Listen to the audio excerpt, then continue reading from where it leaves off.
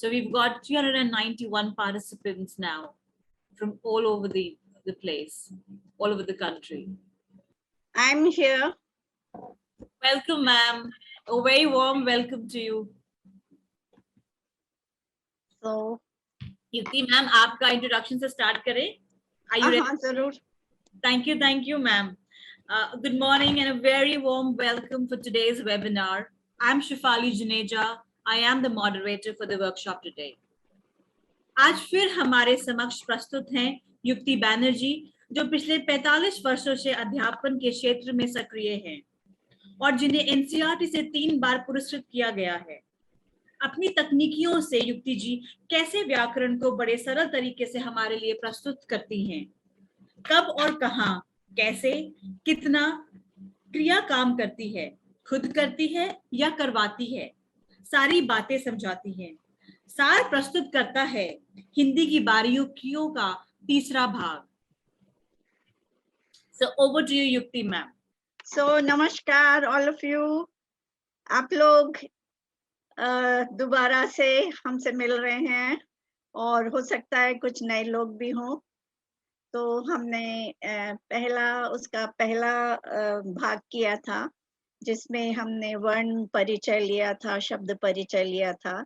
दूसरे भाग में हमने व्याकरण के कुछ मुद्दे लिए थे, मतलब संज्ञा, सर्वनाम, शब्द रूप लिए थे. हमने विशेषण तक पहुंचे थे जो कि अविकारी शब्दों से अलग विकारी शब्द हैं.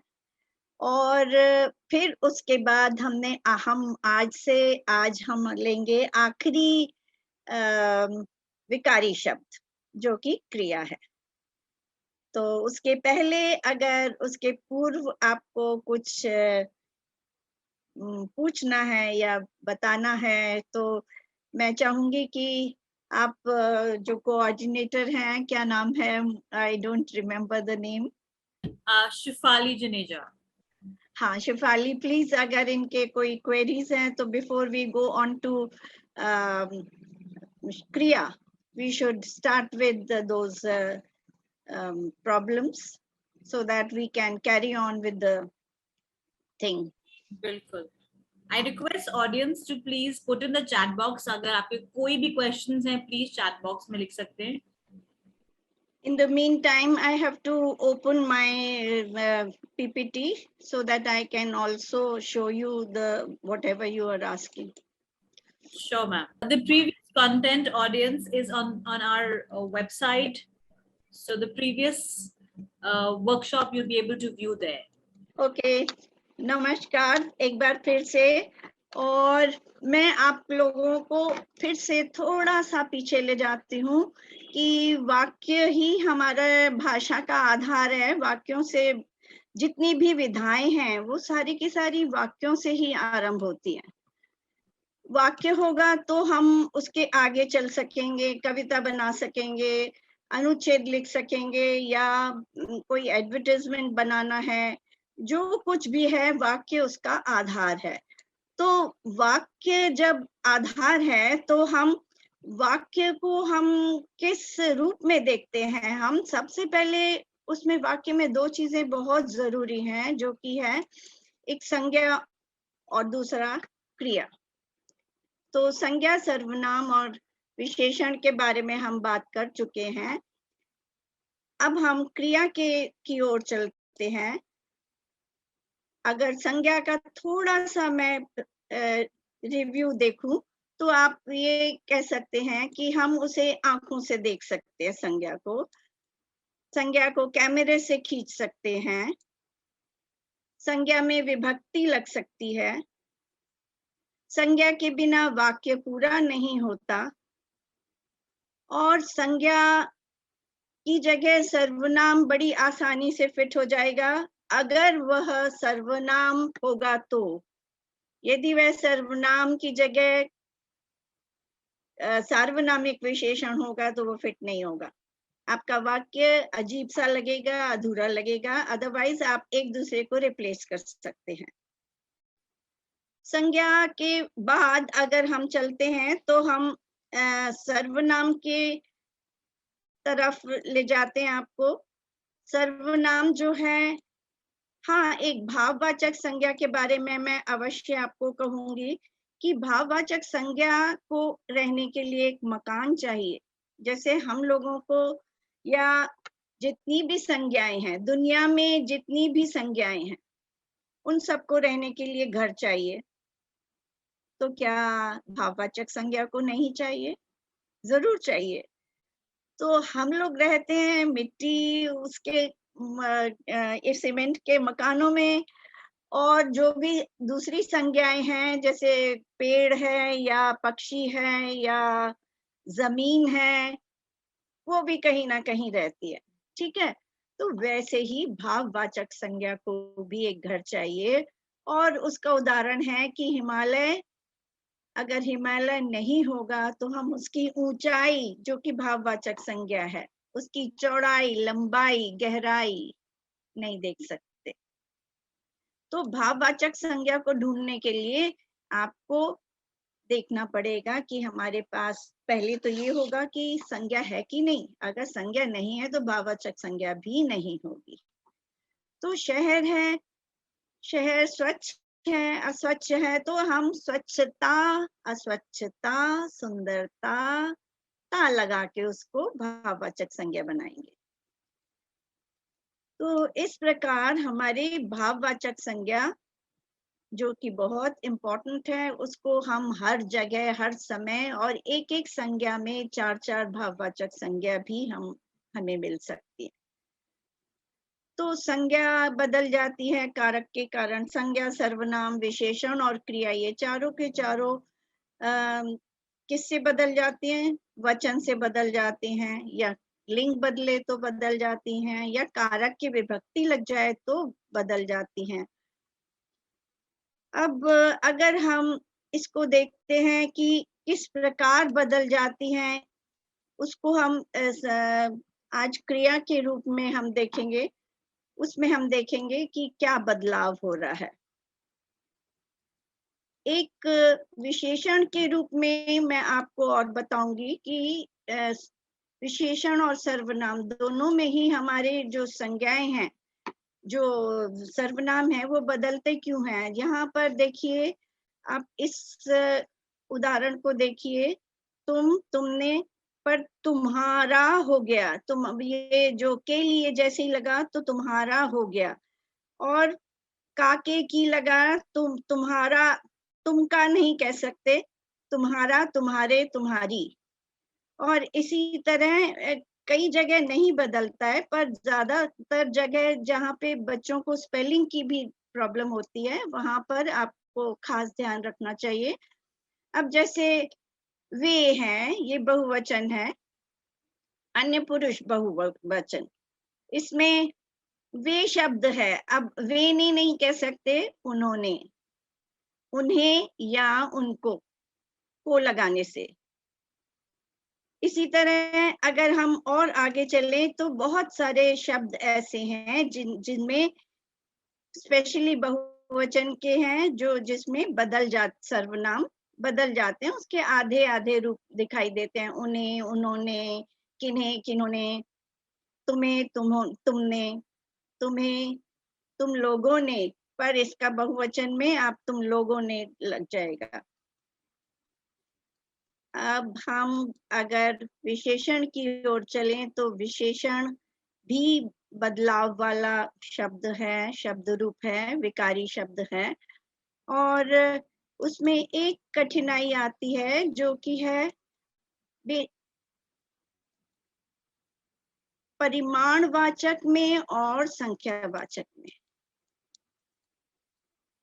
परिमाणवाचक और संख्यावाचक में क्यों कठिनाई आती है? क्योंकि हम ये सोच लेते हैं कि इसमें भी कुछ है, उसमें भी कुछ है।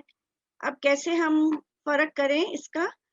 तो संख्यावाचक भी बहुवचन, आपका संख्यावाचक विशेषण अगर आप लेते हैं, संख्यावाचक विशेषण में अनिश्चित संख्यावाचक भी है और निश्चित संख्यावाचक भी है।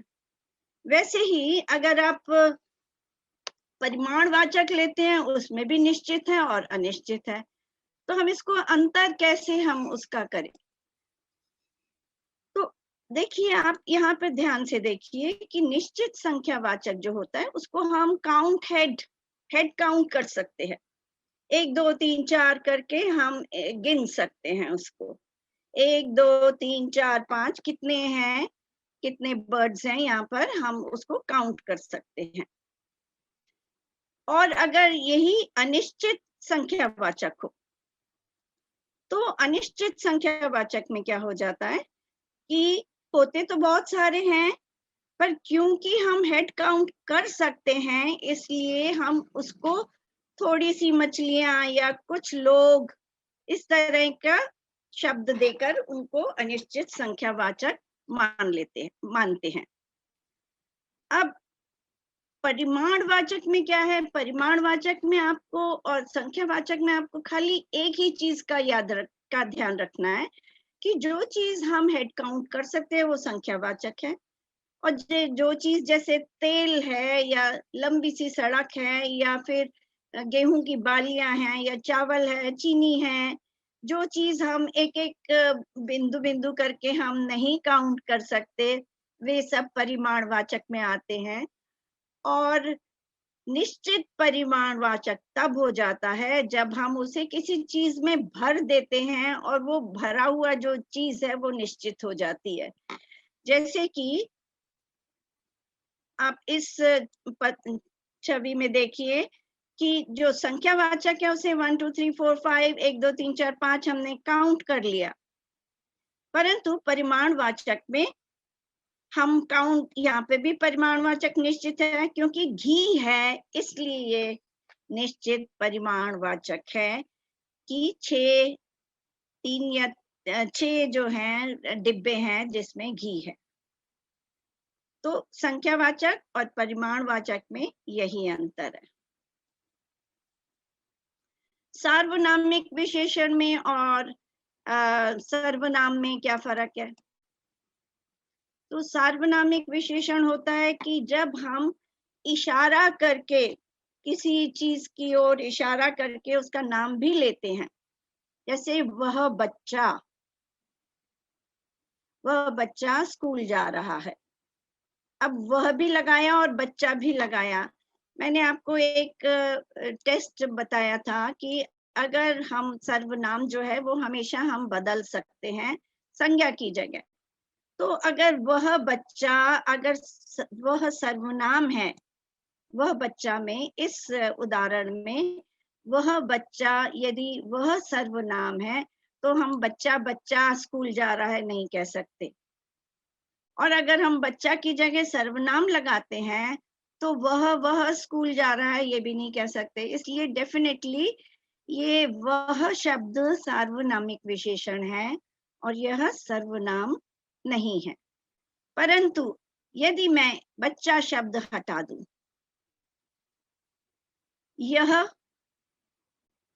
यहाँ से वह घर, वह बच्चा, यहाँ पे सार्वनामिक विशेषण है। पर यह किसका है, यह किसका है, इशारा करके हमने बताया है यह किसका है, वह कौन है।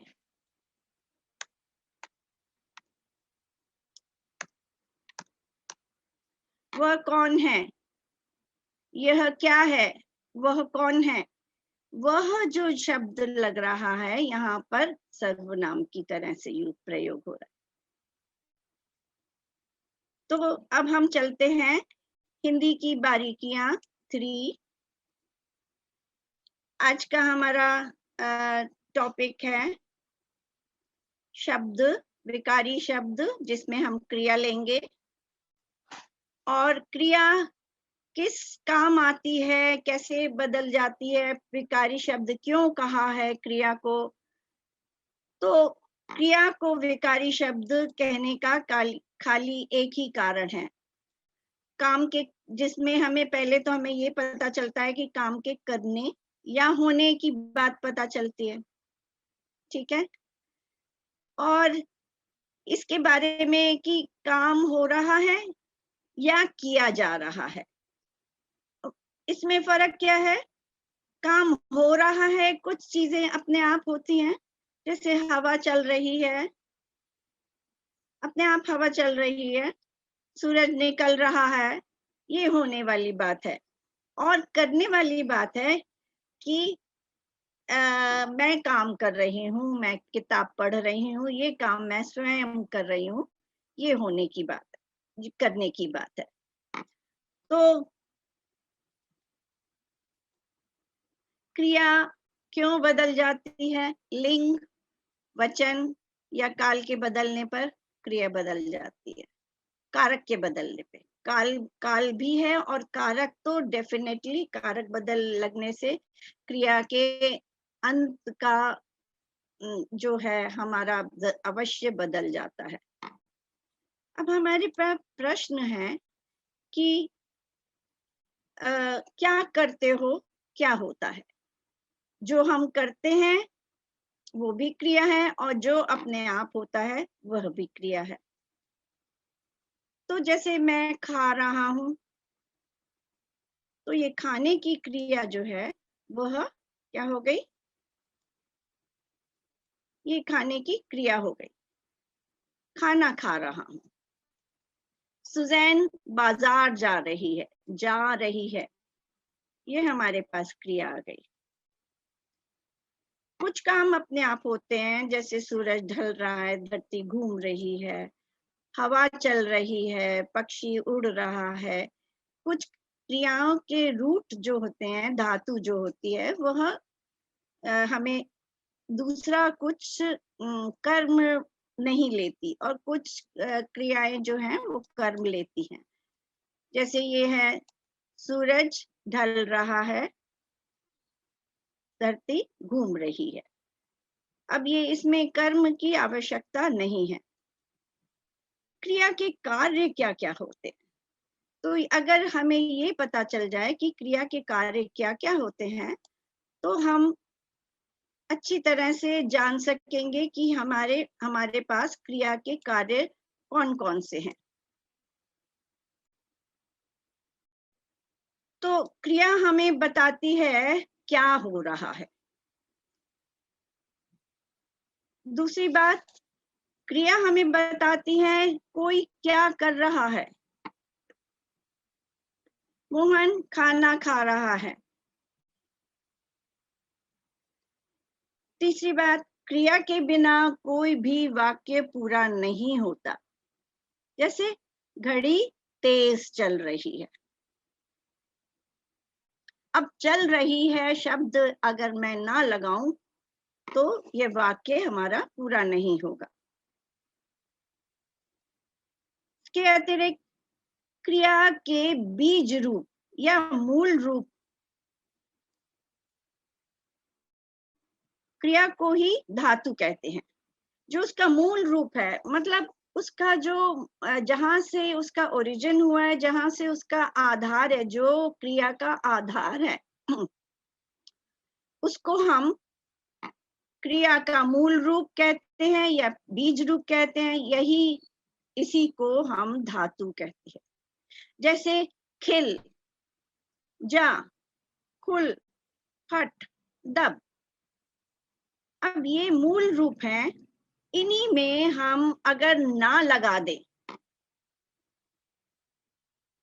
इन्हीं रूप, ये मूल रूप है, धातु रूप है, इनमें अगर हम ना लगा दे तो हमें क्रिया का सामान्य रूप मिल जाता है।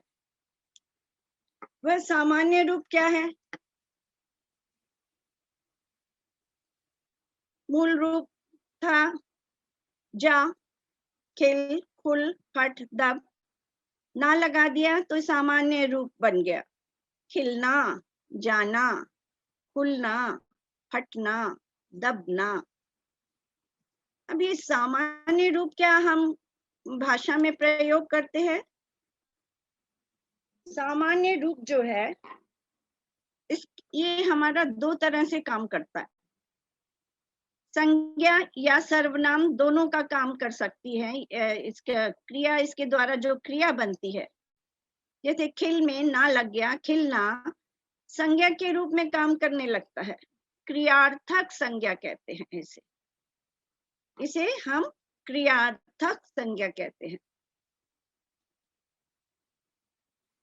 फिर कई वाक्यों में संज्ञा और सर्वनाम दोनों के वचन बताने का काम भी क्रिया करती है।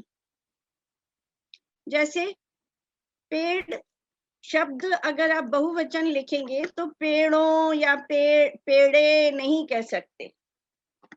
इसका एक रूल है, इसका एक नियम है, जिसकी वजह से हम इस पेड़ को पेड़ ही, चाहे बहुवचन हो चाहे एक वचन हो, हम पेड़ का पेड़ ही लिखना पड़ेगा। परंतु हमें कैसे पता चले कि ये एक वचन है कि बहुवचन है? तो हम उसको क्रिया में देखेंगे कि यह एक वचन है कि बहुवचन है। पेड़ काटे जा रहे हैं, काटे जा रहे हैं, काटे से पता चला हमें, जा रहे से पता चल रहा है और हैं से पता चल रहा है। हालांकि जो ये तीनों शब्द हैं एक संयुक्त क्रिया बना रहे हैं, परंतु इसी से हमें पता चल रहा है कि बहुत सारे पेड़ काटे जा रहे हैं। जबकि पेड़ एज सच एक शब्द है जो हम एक वचन में भी प्रयोग करते हैं और बहुवचन में भी प्रयोग करते हैं।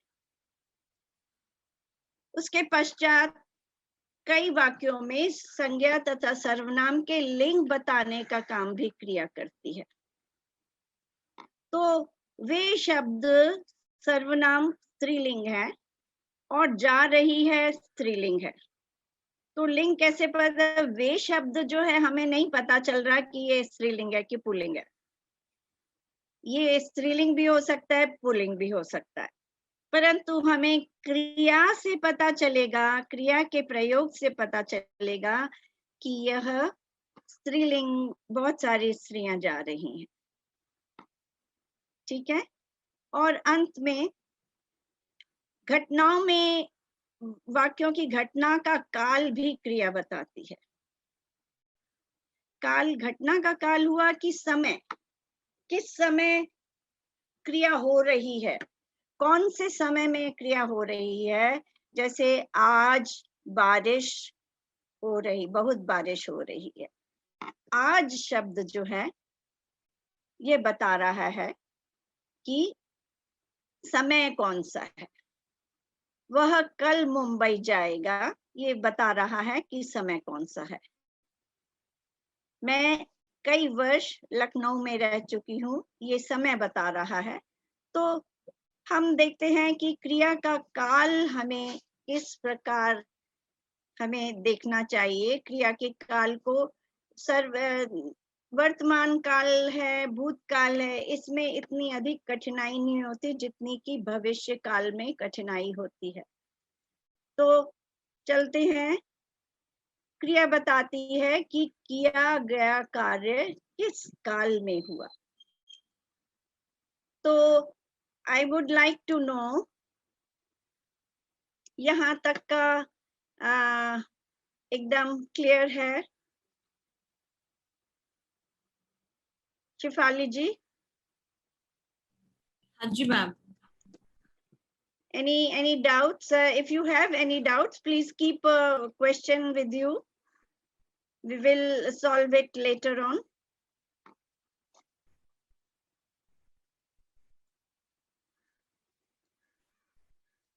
I think no questions now, ma'am. We'll Okay. take it. Yeah. So किया गया कार्य किस काल का है? तो सबसे पहले हम अगर जाते हैं, सोचते हैं कि किया गया कार्य कैसे पता चले।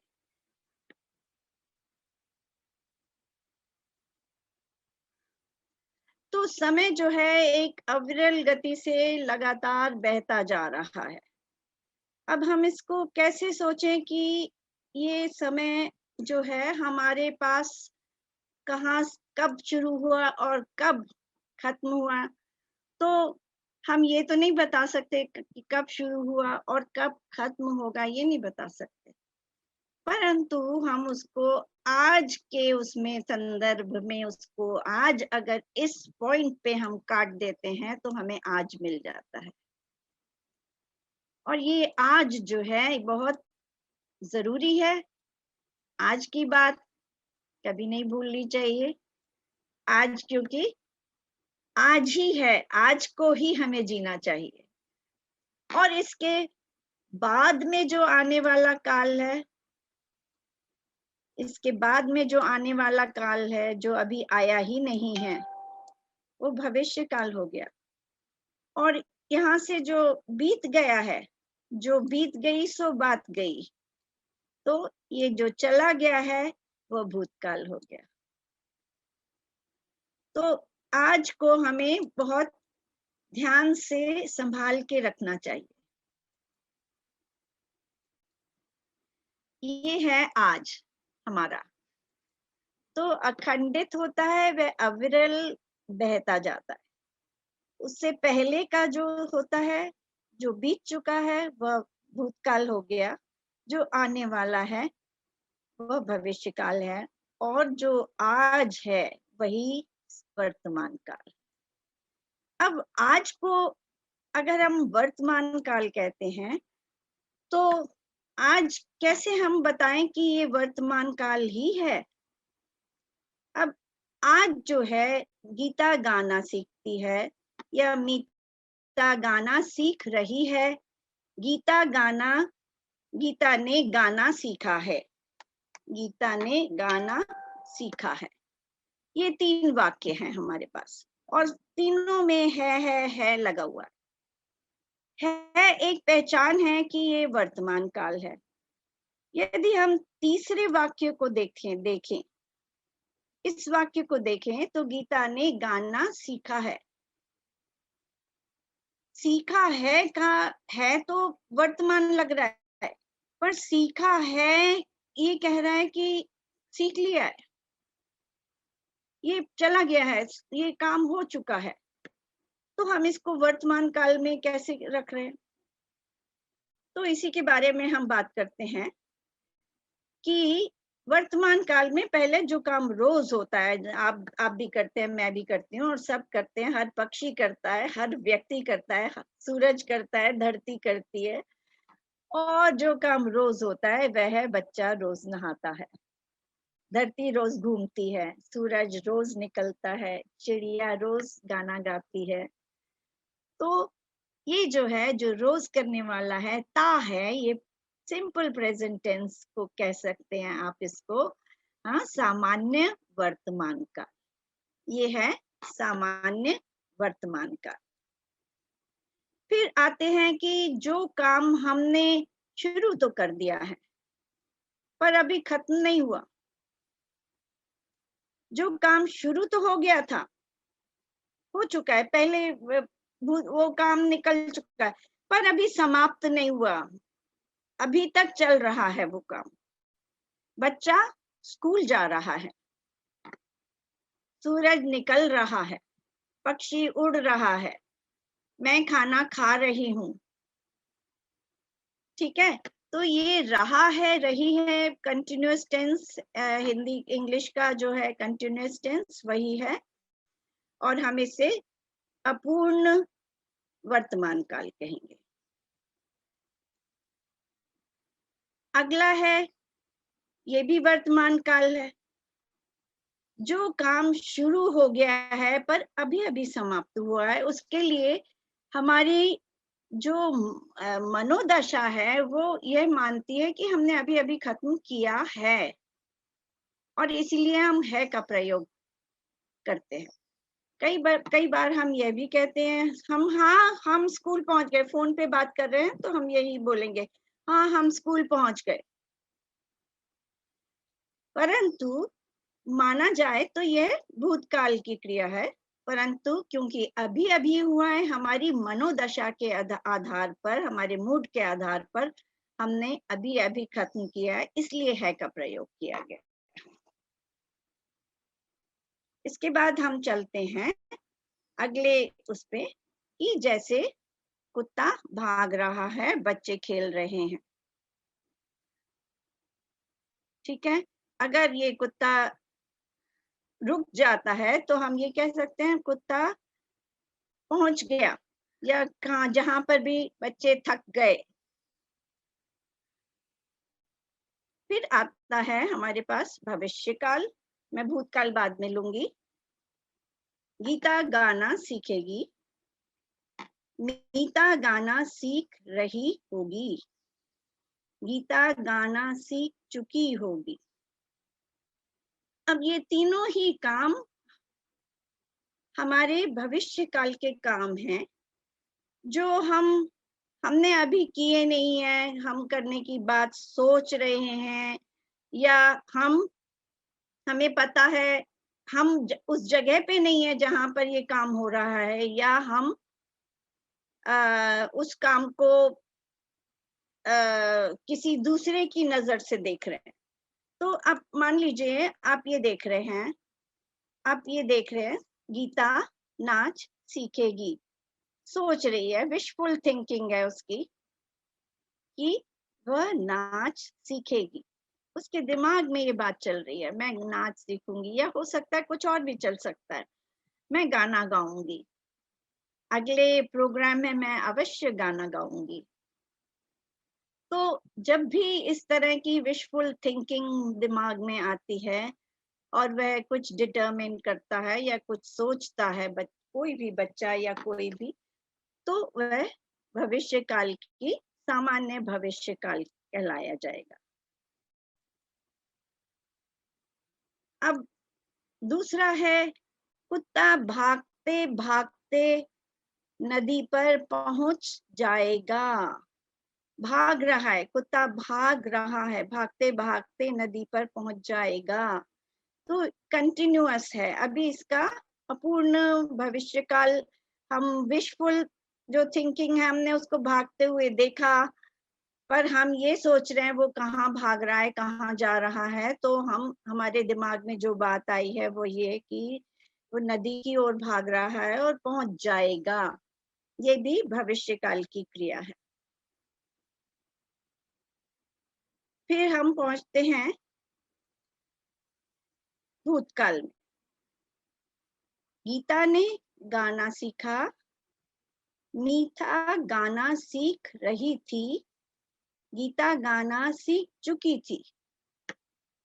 अब ये जो है, इसका टाइमलाइन जो है वो आपके अपने इच्छा पे डिपेंड, अपने जो आपका घटित हो चुकी है, जो भी घटना हो चुकी है आपके साथ, उससे कनेक्टेड है कि आपने कब सीखा, किसी ने गाना कब सीखा, कि कोई गाना कब सीख रहा था, कोई गाना कब सीख चुका था। इस तरह की जो वाक्य हैं वह भूतकाल के, बीते हुए भूतकाल के उसमें आते हैं। 3 तरह के हैं कि पहला सामान्य भूतकाल, जिसमें मुझे याद है सन 2000 में मीता तबला बजाना सीख चुकी थी। ये कौन सा हो गया? पास्ट परफेक्ट हो गया। जैसे कि हमने प्रेजेंट परफेक्ट लिया था कि वह भूतकाल का था, पर हमने उसमें है लगाया था। अब ये पास्ट परफेक्ट है, पूर्ण भूतकाल है, जिसमें तबला बजाना सीख चुकी थी। 3 वाक्य इसमें ये देखिए, गीता ने 2005 में तबला बजाना सीखा था, गीता 2010 में सितार बजाना सीख रही थी। मतलब मेरे से जो एसोसिएशन है गीता का, वो 2010 में मुझे याद है कि वह तबला बजाना सीख रही थी, अब तक तो सीख चुकी होगी। सो हमारा मनोदशा क्या है? ये है कि हमें इंफॉर्मेशन एकदम पक्की है कि इस 2010 में वह सीख रही थी, और 2020 में तबला बजाना सीख चुकी थी। तो कार्य उसने पूरा कर लिया था। तो इसमें भी पूर्ण अपूर्ण भूतकाल की बात आ रही है, इसमें जो उस समय सीखा था और 2010 में सीख रही थी, मतलब उसने सीखना पूरा नहीं किया था, और सन 20 में उसने वह तबला बजाना सीख चुकी थी, मतलब उसने अपना शिक्षण पूरा कर लिया था। तो इस प्रकार जब हम वाक्यों को प्रयोग करते हैं तो हमारे दिमाग में जो पक्की डेट, जो दिनांक आते हैं, उसके आधार पर हम अपने वाक्य बनाते हैं। जैसे उस दिन सब बच्चों ने मिलकर गाना गाया था। बीता हुआ कल है, उस दिन सब बच्चों ने मिलकर गाना गाया था। मृदुल बहुत अच्छा गा रहा था। मृदुल बहुत अच्छा गा रहा था, कंटिन्यूअस पास्ट कंटिन्यूअस हो गया ये। और सन गीता को सन 1009 में ट्रॉफी मिली थी। इस प्रकार जो भूतकाल है वे हमारे तीनों फॉर्म्स में हमें मिलता है। क्रिया विभक्ति के कारण बदल जाती है। कैसे बदल जाती है?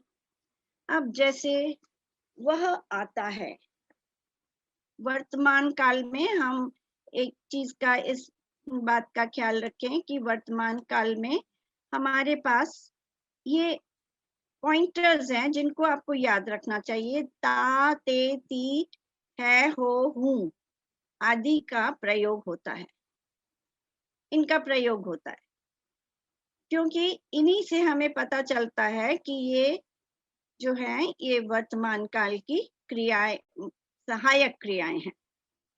अब अगर ये सहायक क्रियाएं हैं तो क्या ये बदलती हैं? सहायक क्रियाएं क्या बदलती हैं? तो हम यहाँ पर देखते हैं, वह आता है, वह आ रहा है, वह आ गया है। ये तो सामान्य सामान्य वर्तमान, अपूर्ण वर्तमान, पूर्ण वर्तमान। परंतु जैसे ही मैंने इसमें न लगा दिया, ने लगा दिया, एक मेरे पास क्रिया विभक्ति है, ने लगा दिया मैंने। अब जैसे ही मैंने ने लगा दिया तो यह क्रिया बदल गई। वह जो था उसमें बदल गया, उसने और आता हूं इनवैलिड हो गया, क्योंकि उसने के साथ हम इस तरह उसने आता हूं नहीं कर सकते, तो हमें अपना पूरा का पूरा वाक्य बदलना पड़ेगा। मैं आता हूं, मैं के साथ लगाऊं तो भी वही हालत होगी, क्योंकि मैं आता हूं तो ठीक है, जैसे ही मैंने ने लगा दिया मेरा वाक्य बदल गया, गलत हो गया। तुम आते हो, तुमने जैसे ही लगा दिया, ने लगा दिया, बदल गया। अब हम इसको कैसे ठीक करेंगे? हमारे वाक्य भूतकाल के वाक्य बन जाएंगे, सारे के सारे वाक्य भूतकाल के बन जाएंगे। अब उसने अगर हमें प्रयोग करना है तो हमारे वाक्य का फॉर्मेट कंप्लीटली बदल जाएगा। उसने कहा था, उसने आया था नहीं कह सकते, उसने कहा था, उसने रखा था, उसने किया था। और ये सारी की सारी कर्म युक्त सारे के सारे वाक्य होंगे। ने के साथ को भी आएगा, हमेशा ने के साथ को आएगा, तो ये भूतकाल के वाक्य बन जाएंगे।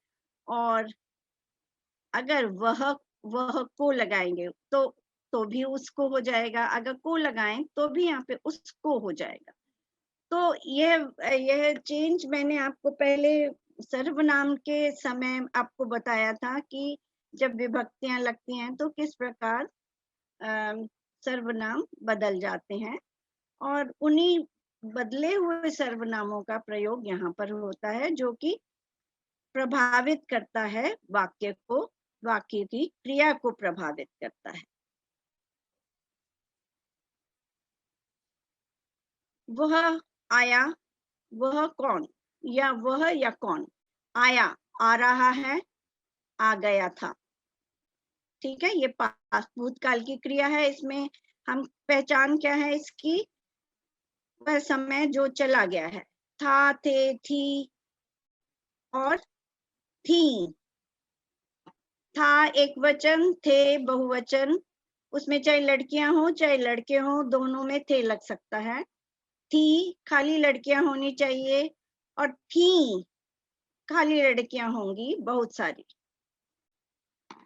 तो थे में थोड़ा सा डाउट अगर किसी को है तो प्लीज आप इस बात का ख्याल रखिए कि थे, लड़के और लड़कियां दोनों अगर हो तो भी हम थे का ही प्रयोग करेंगे। वह आया, वह आ रहा है, वह आ गया था। मैं आया, मैं आया था, मैं आ रहा था, मैं आ गया था।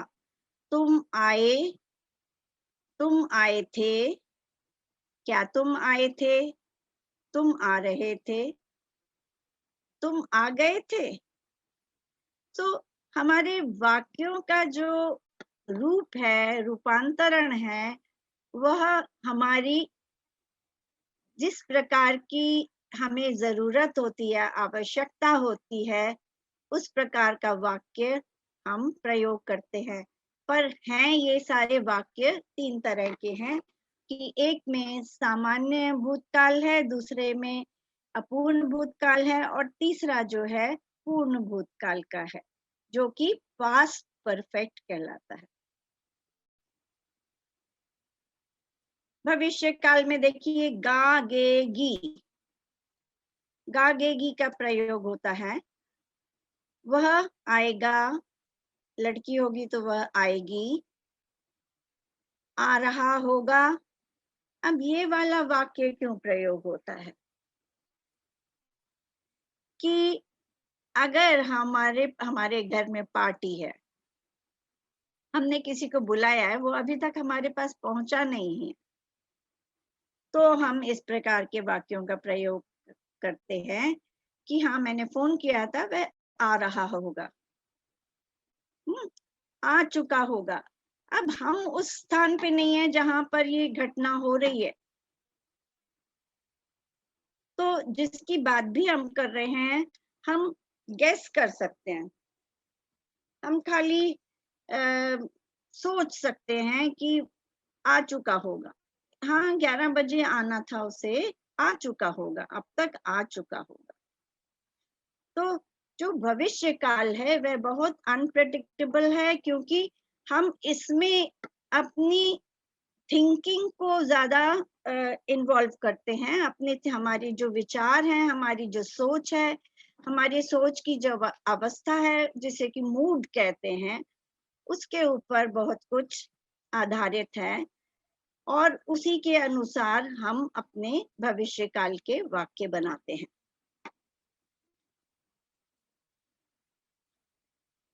जैसे गाना सीखेगी, गाना सीख रही होगी, गाना सीख चुकी होगी, ये तो हो चुका है। अब 4 बजे हैं, इस समय 4 बजे हैं, इस समय अनाहिता गाना सीख रही होगी, हमें पता है, परंतु हमने इसमें भविष्य काल का प्रयोग किया है क्योंकि हम सोच रहे हैं, ये हमारे मूड के ऊपर है, ये उसके हमें समय का ज्ञान है कि हाँ इतने बजे वो गाना सीखती है, तो हम ये सोच रहे हैं कि इस समय वो गाना सीख रही होगी। 5 बज चुके हैं, इस समय अनाहिता गाना सीख चुकी होगी। 1 घंटा सीखती है, इस समय वह गाना सीख चुकी होगी। 6 बज चुके हैं, रोज इस समय अनाहिता गाना सीखकर घर लौटती होगी। So now we are not in the place where she comes back. तो हम उसके अनाहिता के दिनचर्या के बारे में सोच रहे हैं कि है इतने बजे लौटती होगी, इतने बजे गाना सीखती होगी, इतने बजे गाना सीख चुकी होगी, और इतने बजे वह घर लौट आती होगी। तो अब ये हम इसका प्रयोग जब करेंगे तो हमें ध्यान रखना पड़ेगा कि ने का प्रयोग जैसे ही करेंगे वैसे ही वह भूतकाल बन जाएगा।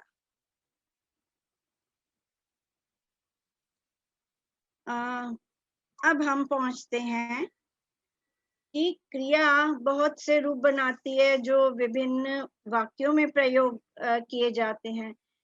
जैसे पढ़ मूल रूप है, अभी मैं आपको बताया कि मूल रूप, या आप कह सकते हैं बीज रूप जो है वह पढ़ है। हम उसमें ना लगा सकते हैं, ता लगा सकते हैं, ती लगा सकते हैं, और भी बहुत तरह से कर लगा सकते हैं। बहुत सारे उपसर्ग और प्रत्यय लगा के इस क्रिया को बहुत सारे रूप दे सकते हैं। तो क्रिया कैसे बनती है? क्रिया के धातु रूप बनाने के लिए हम संज्ञा, सर्वनाम, विशेषण का भी प्रयोग कर सकते हैं। संज्ञा से भी क्रिया बन जाती है, विशेषण से भी क्रिया बन जाती है, और जो मूल रूप से क्रिया होती है वो तो होती ही है, पर इसके अलावा संज्ञा, सर्वनाम, विशेषण से भी क्रिया बनती है। जैसे हाथ हमारा एक संज्ञा है, हथियाना। अब हमने किसी की चीज हमने छीन ली, अब हमने इस हाथ शब्द को हथियाना बनाकर हमने उसको क्रिया की तरह प्रयोग कर लिया। बात, बात क्या है? संज्ञा है, पर बतियाना क्रिया बन गई। बतियाना क्रिया बन गई, और ना लगने से हम संज्ञा की तरह भी प्रयोग कर सकते हैं। ना वाले शब्दों को हम संज्ञा की तरह भी प्रयोग कर सकते हैं। तो अगला शब्द है विशेषण से कैसे? सूख, सूखा, सूख, सूखा। सूख शब्द से हमने सूखा बनाया और उसमें ना लगा दिया, सूखना। ये हमारा सामान्य क्रिया का सामान्य रूप बन गया।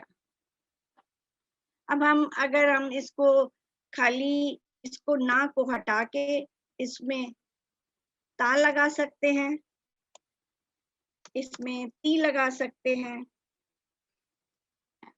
ती लगा सकते हैं, और इस तरह से हमारे बहुत सारे वाक्य इस तरह से बनते जाते हैं, और हम अपनी आवश्यकता के अनुसार उनको बदल सकते हैं। और जितने भी ये पीछे बाद में लगने वाले शब्द हैं उन्हें प्रत्यय कहते हैं।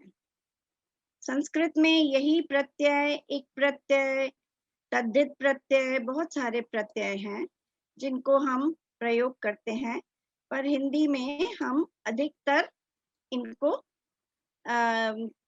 अपने जिस तरह का वाक्य हो, भूतकाल में, भविष्य काल में, वर्तमान काल में, हर काल में हम इसको बदल के प्रयोग कर सकते हैं।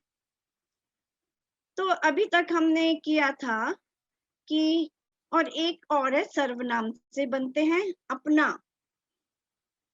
अपना मीन्स निज, अपना, अपना, अपनाना। ये हमारी बन गई सामान्य क्रिया, अपना से अपनाना।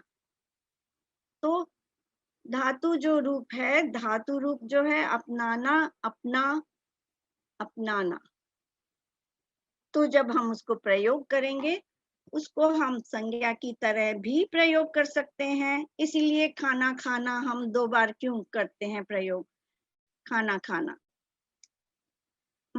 तो इस तरह से संज्ञा, विशेषण और सर्वनाम तीनों से ही हम क्रिया के सामान्य रूप बना सकते हैं। तो अब हम आते हैं विकार पर। विकार का अर्थ है बदल जाना। विकार बदल जाता है का मतलब, जब विकार होता है, बदल जाता है, इसको हम अव्यय भी कह सकते हैं।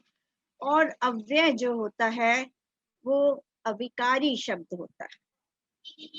तो अगर विकार बदलता है तो अविकार जो है वो नहीं बदलता, ठीक है। और जो नहीं बदलता वो खर्च भी नहीं होता, इसलिए व्यय भी नहीं होता, और इसीलिए उसे अव्यय कहते हैं। सो देखिए, विकार शब्द से हम अव्यय पे पहुंच गए। कैसे? जबकि दोनों सब कुछ एक समान है। विकार का मतलब है बदलना, अविकार का मतलब है नहीं बदलना, और व्यय का मतलब है खर्च देना। अव्यय का मतलब है नहीं खर्चना, अपने पास रख लेना। ठीक है, तो जब हमने अपने पास रख लिया, जो जैसा था वैसा का वैसा हमारे पास रह गया, तो वह बदला नहीं। जो जैसा था, 100 रुपए मेरे पास थे तो 100 के 100 मेरे पास रह गए, तो वो खर्च ही नहीं हुए। तो मेरी हालत कोई सी भी हो, मैं अमीर हूँ गरीब हूँ, अगर 100 रुपए बचे हुए हैं, वो बचे हुए रुपए मेरे पास रह गए।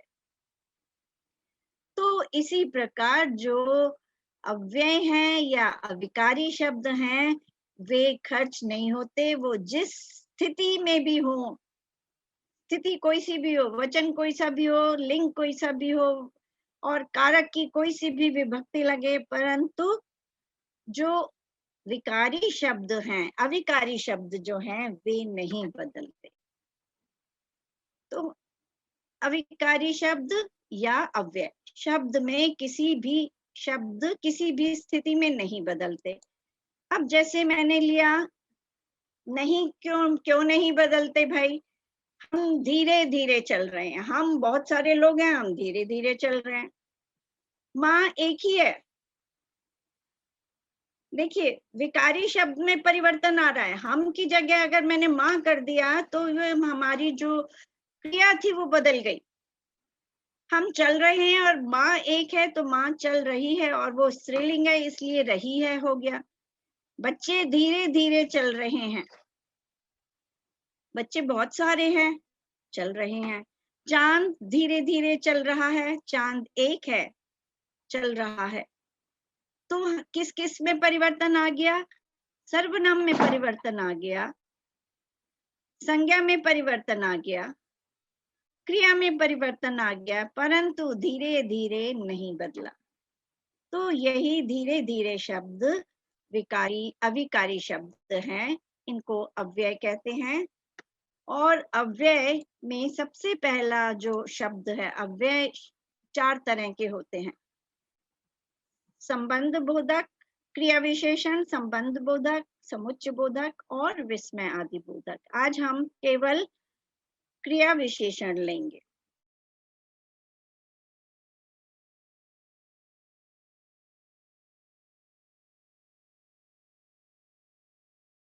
या आप कह सकते हैं अव्यय है।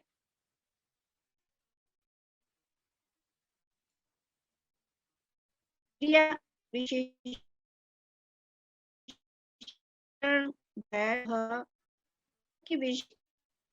की ये लगता है कि विशेषण शब्द तो हमने पहले भी सुना है, विशेषण तो संज्ञा की और सर्वनाम की विशेषता बताता है। तो क्या क्रिया विशेषण और विशेषण एक साथ देखने में एक सा नहीं होता?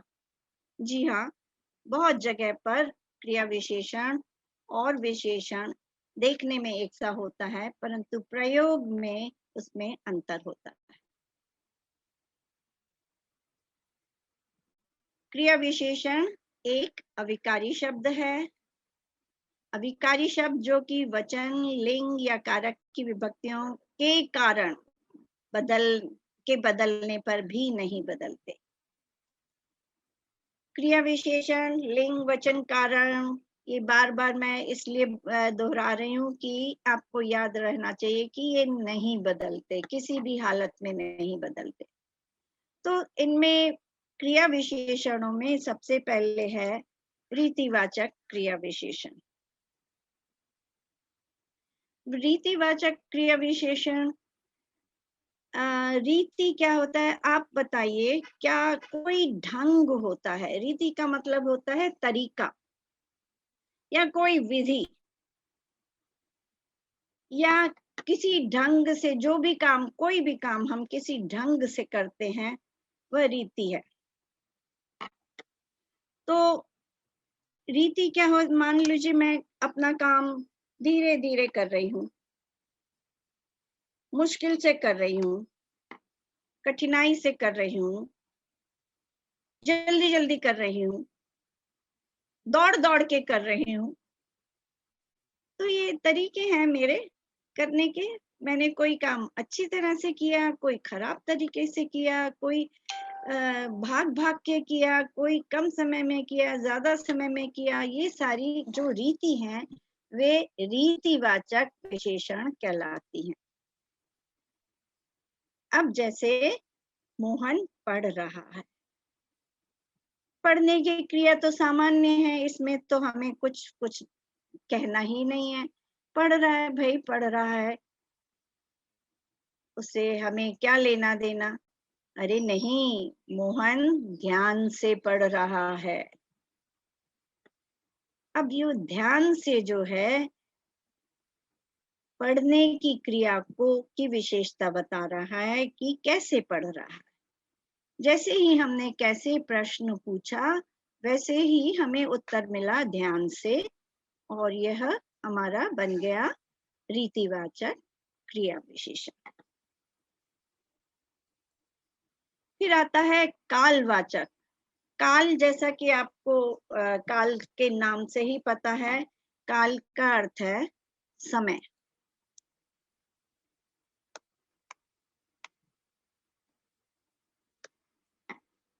समय, सॉरी,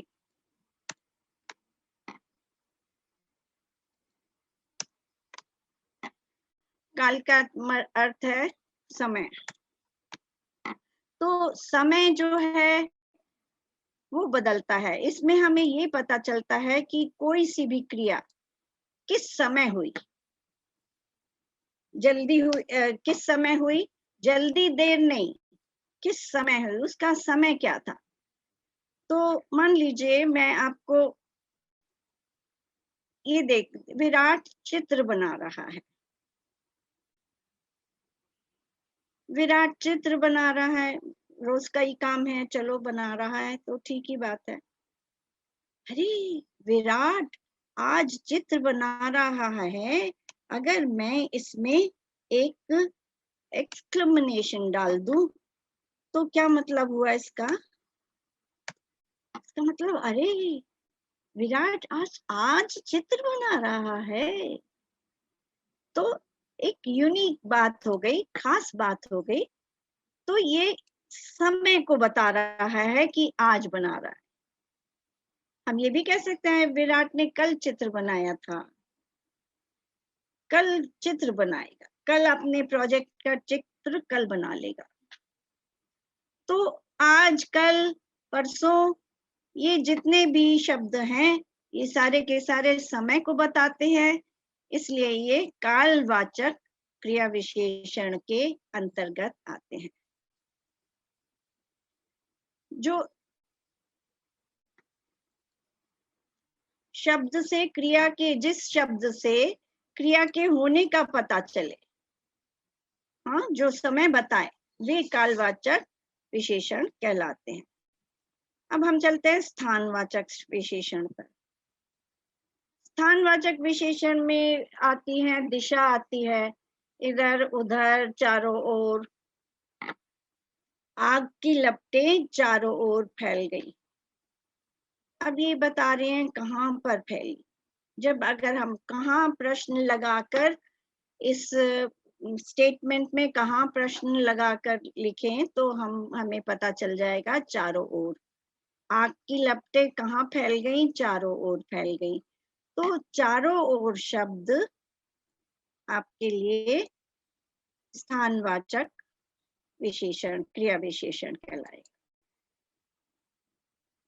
और इसके बाद आता है परिमाणवाचक।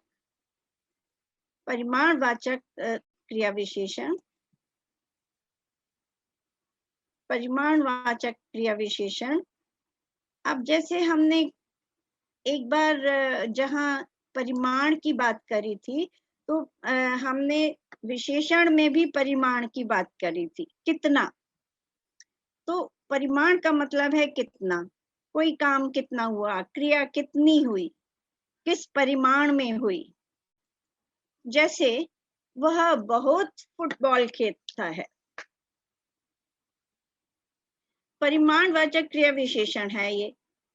सरल वाक्य है, वह फुटबॉल खेलता है, पर वह बहुत फुटबॉल खेलता है, मतलब कि फुटबॉल खेलने की जो इंतहा है, या उस खेलने का जो समय है, या उसका जो झोंक है, या आप क्या कह सकते हैं उसका शौक है, इसलिए वह बहुत फुटबॉल खेलता है।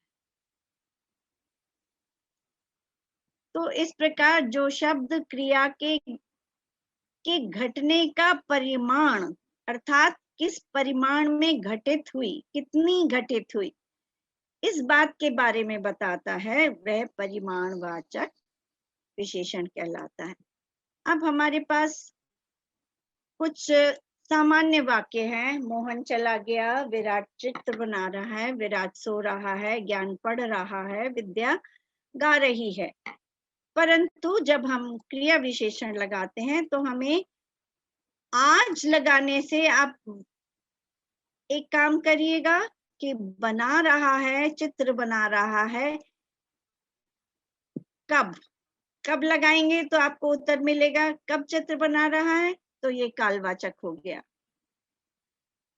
मोहन ऊपर चला गया, कहाँ चला गया? ऊपर चला गया, ये स्थानवाचक हो गया। ज्ञान ध्यान से देख रहा है, देख रहा है कि क्रिया कैसे देख रहा है? ध्यान से देख रहा है। यह हमारे पास आ गया रीतिवाचक। आजकल विद्या बहुत पढ़ रही है, ये बताइए कौन सा है? विद्या आजकल बहुत पढ़ रही है। आजकल भी है और बहुत भी है। तो आजकल जो है वह एक कौन सा समय का बोध करा रहा है और बहुत किसका बता रहा है? परिमाण का बोध करा रहा है। तो एक वाक्य में हम सभी प्रकार के क्रिया विशेषणों का समावेश भी कर सकते हैं। तो इस प्रकार विशेषण जो है केवल हमें हिरण के बारे में बता रहा है, हिरण की विशेषता बता रहा है कि आगे वाला, पीछे वाला। अब जैसे ये आगे वाला है और ये पीछे वाला है, ये जो पीछे अलग को खड़ा है वो पीछे वाला है, जो अलग को खड़ा है वो आगे वाला है। तो ये हिरण की विशेषता बता रहा है, इसलिए ये विशेषण है।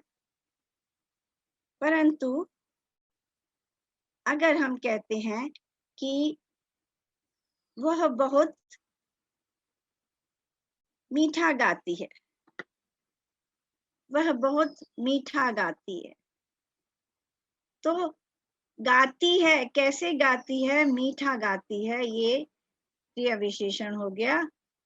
किस हिसाब से क्रिया विशेषण? रीतिवाचक। कैसे गाती है?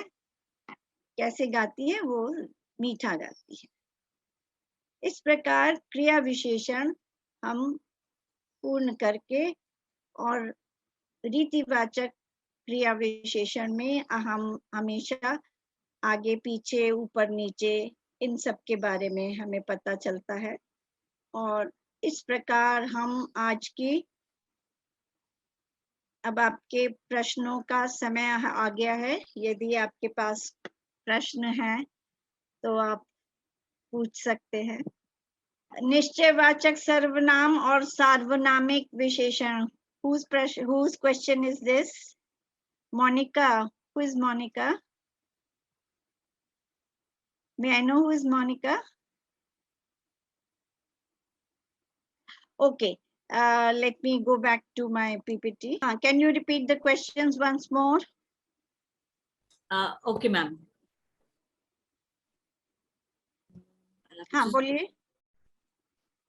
निश्चयवाचक सर्वनाम और सार्वनामिक विशेषण में अंतर बताएं।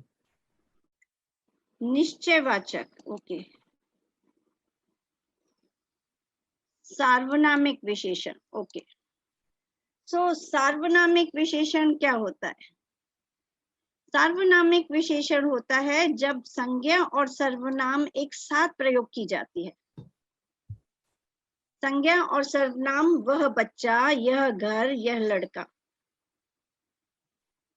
अब हम इसको क्यों नहीं कह सकते कि ये सर्वनाम है? मैंने आपको शुरू में एक संज्ञा को जब मैंने आपको इंट्रोड्यूस किया था, एक मिनट, मुझे थोड़ा सा पीछे जाना पड़ेगा। मैंने जब आपको ये इंट्रोड्यूस किया था, संज्ञा इंट्रोड्यूस किया था, तो उसमें ये बताया था कि संज्ञा जो है वे हमेशा सर्वनाम की जगह ले लेती है और सर्वनाम जो है वो संज्ञा की जगह ले सकता है। ठीक है, तो अगर हम उसको जगह रिप्लेसमेंट कर सकते हैं, तो अगर मैं तोता यहाँ से हटा दूं, उड़ा दूं, तोते को हटा दूं, यहाँ से काट दूं और यहाँ पे मैं वह लिख दूं, वह उड़ गया, वह उड़कर छत पर बैठ गया, मेरे वाक्य में कोई अंतर आया? नहीं आया। अगर मैं यहाँ से वह हटा के मैं तोता लिख दूं, तोता उड़कर छत पर बैठ गया, मेरे वाक्य में कोई अंतर आया? नहीं आया। ठीक है, अब इसी जगह पर अगर मैं यहाँ पर लिख देती हूँ, वह तोता उड़कर छत पर बैठ गया। अब मेरा जो ये सार्वनामिक विशेषण क्यों हो गया? सबसे पहले तो आप ये सोचिए कि ये विशेषण क्यों हो गया। बहुत सारे तोते बैठे थे, जो तोता मैंने देखा था वह तोता उड़कर छत पर बैठ गया, इसलिए ये सार्वनामिक विशेषण हो गया। अब जब सार्वनामिक विशेषण बन जाता है तो हम उसको रिप्लेस नहीं कर सकते। क्यों नहीं कर सकते? अब देखिए, वह तोता, अगर सार्वनामिक विशेषण, अगर यह वह जो है अगर सर्वनाम होता तो मैं तोते की जगह उसको रिप्लेस कर सकती थी। चलिए मैं इसको वह को हटा देती हूँ और तोते की जगह लगाती हूँ, तो मेरा वाक्य क्या बना? वह उड़कर छत पर बैठ गया। ये तो मेरा वाक्य गड़बड़ हो गया। तो दैट मीन्स ये वह जो है वह एकदम सार्वनामिक विशेषण है, संज्ञा और सर्वनाम नहीं है। और अगर रिप्लेसमेंट अगर मैं तोता कर देती हूँ, अगर वह को हटाकर मैं तोता लगा देती हूँ, क्योंकि मैं वाक्य में दूसरी तरफ कहीं कोई बदलाव नहीं कर रही, तोता तोता उड़कर छत पर बैठ गया, ये भी वाक्य गड़बड़ हो गया। तो इसका मतलब क्या है? यह तोता जो है, वह जो है, यहाँ पर जो वह लगा हुआ है, वह वह तोता उड़कर छत पर सार्वनामिक विशेषण है और सार्वनामिक विशेषण का काम भी कर रहा है, क्योंकि हम इशारे से कह रहे हैं कि वह तोता जो मैंने देखा था ना, जो मेरी छत पे आया था, जो तोता जो मेरे पेड़ पर बैठा था, जो मेरे साथ मेरे पास आकर रोटी जिसने खाई थी, वह तोता उड़कर छत पर बैठ गया। तो इस प्रकार हम सार्वनामिक विशेषण और आपने जो बोला निश्चयवाचक सर्वनाम में यही अंतर है। Thank you ma'am. एक और क्वेश्चन है मैम, विभक्ति बताइएगा दोबारा एक बार। जी बताइए। विभक्ति के बारे में। विभक्ति के बारे में विभक्ति के बारे में क्या पूछना है? I'll just see the question again, ma'am. I think the question has got lost. तब तक मैम कोई और क्वेश्चन हम देख लेते हैं। बच्चों को संख्यावाचक और परिमाणवाचक सर्वनाम समझ नहीं आता, so, उसके लिए कोई अगर आपके पास सिंपल तरीका है मैम? ओके, एक मैं आपके साथ एक चीज शेयर करना चाहती हूँ। अगर आप लोग सब लोग तैयार हैं तो मैं आपको एक एक्टिविटी करवाना चाहती हूँ। तो ये एक्टिविटी जो है, आप तैयार हो जाइए, अपने हाथ खाली रखिए, सबके हाथ दिखाई देने चाहिए। ओके, तो देखिए, जब मैंने आपको बताया था कि हम जो संज्ञा है उसको हम क्या करते हैं, हम देख लेते हैं आंखों से, ठीक है, और उसको फ्रेम में भी डाल सकते हैं और उसको पिक्चर बनाकर हम घर में भी लगा सकते हैं। ठीक है, तो ये हमारा फ्रेम है।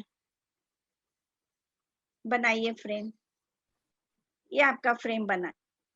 अब मैं 2-3 शब्द बोलूंगी, अगर फ्रेम है, अगर ये संज्ञा है तो आप फ्रेम करके दिखाइए मुझे, और संज्ञा नहीं है तो हाथ नीचे। ठीक है, चलिए। सुंदर नाम नहीं है ये किसी का।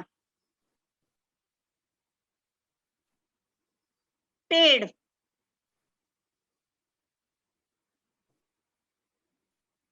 और जो नहीं करेगा वो आउट, क्योंकि he could not understand the concept, है ना।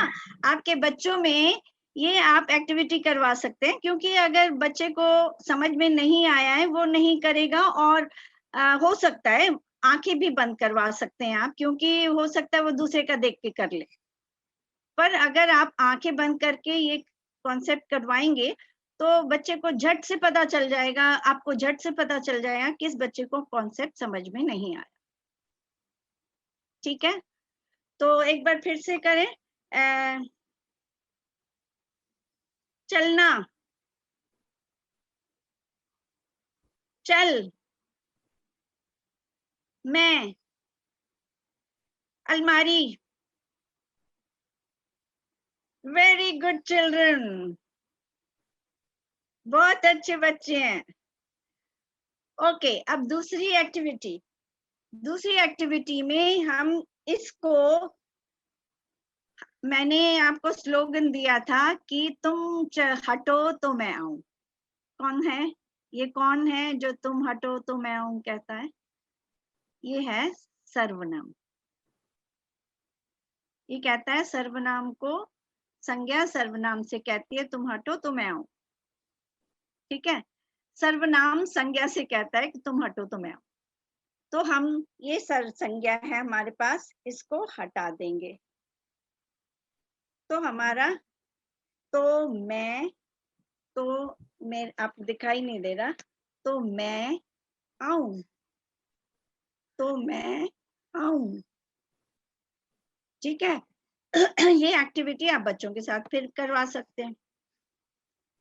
अगर ये सर्वनाम होगा तो आप संज्ञा बना के हटा देंगे उसको, और मैं लगा देंगे, और अगर संज्ञा है तो आप ऐसे पकड़ेंगे। दोनों एक्टिविटीज को आप कंबाइन कर सकते हैं। तो मैं कंबाइन कर रही हूं, आप तैयार हो जाइए। तैयार हैं सब? ओके, तो आ, तुम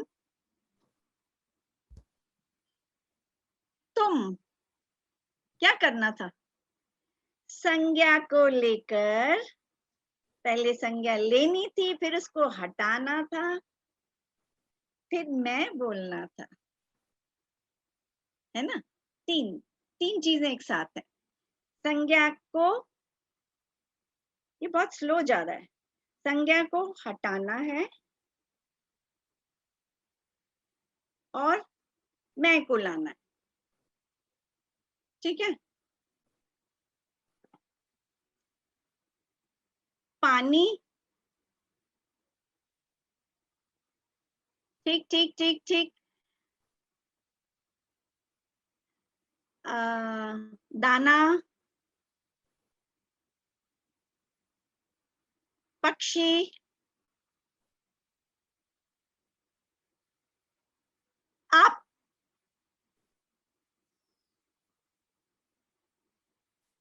वेरी गुड।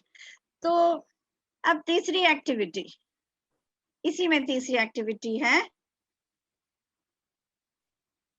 तो तीसरी एक्टिविटी क्या है कि आप क्या करेंगे, संज्ञा हमारे पास है, संज्ञा को आप जब डेकोरेट करते हैं तो उसको उन्नत कर देते हैं, सुंदर बना देते हैं, उसको और सुंदर बनाते हैं। तो ये ऊपर करेंगे हाथ।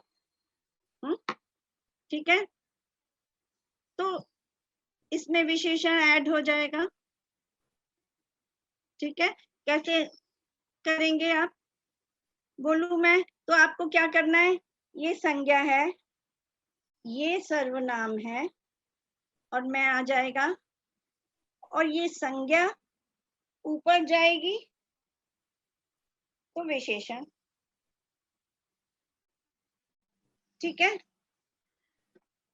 तो तैयार हैं आप? ओके। पर्दा,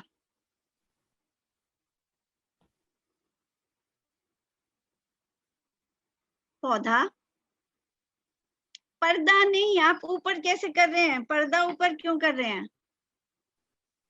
शिल्पा जी, शिल्पा जी आपने ऊंचा क्यों किया? मैंने विशेषण नहीं बोला अभी। So this is how you can check with the children. आप फौरन, ये इंस्टेंट चेक है कि आप समझ पाओगे कि बच्चा ठीक समझ पाया या नहीं समझ पाया। जैसे मैंने पकड़ा है वैसे आप भी पकड़ पाओगे। तो शिफाली, हाँ जी ma'am. so our work is now all over, and we'll meet till next. Sure ma'am, thank you so much ma'am दोबारा आने के लिए। एंड सारे ऑडियंस का यही कहना है कि बहुत सुंदर प्रस्तुति थी, and we love to see you again and again, because आपसे जो सीखने को मिलता है वो हमें किताबों में नहीं मिलता। नहीं, ये किताबों में नहीं मिलेगा, क्योंकि ये मेरे अपने अनुभव का निचोड़ है। बिल्कुल मैम, बहुत बहुत धन्यवाद। And on the behalf of the audience also, and because in behalf of Sara Education, we're really thankful for being here with us again and again. Thank you so much, ma'am. इसके अलावा भी अगर कोई questions हैं audience के पास, they can write to us, they can mail it to us. Everybody will get a certificate. Those who have attended the complete webinar will definitely get a certificate. We'll send you in a mail. Thank you so much, audience, for being here. Thank you, Yukti ma'am. You're a great person. Thank you so much, everyone. And have Thank a you. wonderful weekend. बहुत बहुत धन्यवाद।